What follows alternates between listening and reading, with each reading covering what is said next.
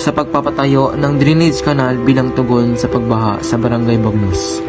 Tuwing umuulan ng malakas, isa sa mga pangunahing problema ng Barangay Bagnos ay ang mabilis na pag-apaw ng tubig.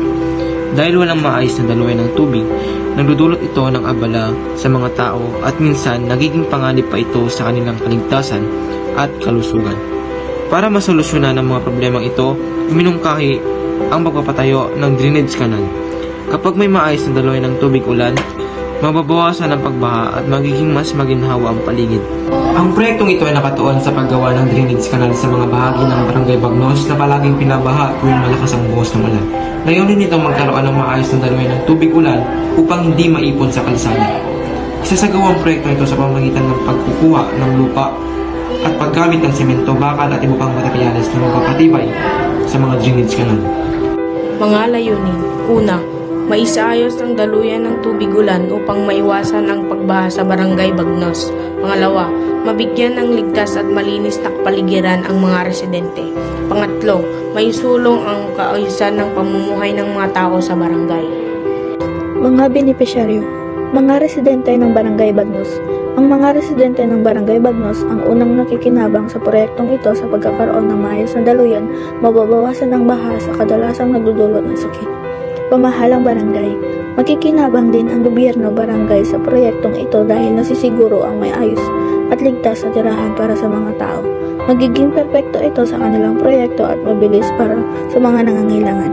Ang gobyerno naman ang tutulong magpalakad ng proyekto sa pamamagitan ng pagbibigay ng pondo at tulong. Panukalang budget. Ang mga items ay semento, buhangin, hollow blocks at grava. Ang item quantity ng semento ay 25 bags. Item cost nito ay 290 pesos. Ang total cost nito ay 7,250. Item quantity ng buhangin ay 3 loads.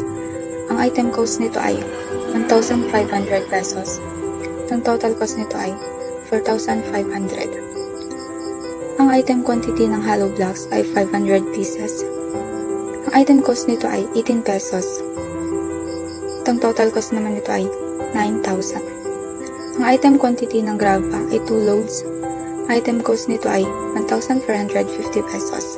Ang total cost nito ay 2,900. Timeline ng proyekto. January 1 to 10. Ang mga gagawin ay ang pag-aproba ng resolusyon at alokasyon ng pondo. Paglalagay ng mga signage at abiso tungkol sa proyekto. Ang mga pangunahing kasangkot dito ay ang Barangay Council, SK, Barangay, Tanod at Volunteers. January 11 to 20. Ang impormasyon, campaign sa paaralan at barangay tungkol sa papatayo at mga kalagaan nito.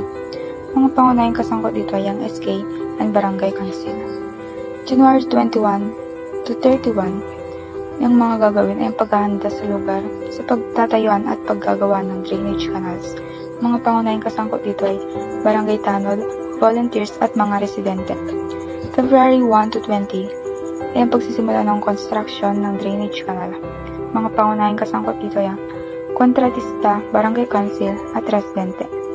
February 21 to 25, ang mga gagawin dito ay ang inspeksyon at pagsusuri sa proyekto. Mga pangunahing kasangkot dito ay Barangay Council, SK, Tanod. February 26 to March 1, mga gagawin ay formal na paglulunsad ng drainage canal at pagpapatupad ng regular sa pagbabantay. Mga pangunahing kasangkot dito ay SK, Barangay Council. Pagtataya at ebalwasyon upang maiayos ang mga daluyan ng tubig ulan at mabigyan ang mga residente ng Barangay Bagnos ng malinis at ligtas na kapaligiran. Magsasagawa kami kasama ang mga barangay official ng weekly o regular na monitoring at inspection ng mga drainage canal kung maayos ang daluyan ng tubig at wala mga nakabara ng mga basura at nagtatapon ng basura.